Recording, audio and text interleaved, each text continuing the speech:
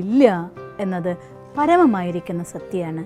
കാരണം ഈ ഭൂമിയിലെ എല്ലാ മനുഷ്യന്മാരും സ്വയം പരമമായിരിക്കുന്ന സൃഷ്ടാവായ രചയിതാവായ സ്വയം ഭഗവാന്റെ രചനകളാണ്. ഈശ്വരൻ്റെ രചന. അച്ഛൻ്റെ മകന് എന്തെങ്കിലും ഒരു ഗുണമെങ്കിലും ആ അച്ഛൻ്റെ ഗുണമില്ലാത്തൊരു കുട്ടി ഉണ്ടായിരിക്കില്ല. വിത്തിൽ നിന്നാണല്ലോ വൃക്ഷം വളരുന്നത്.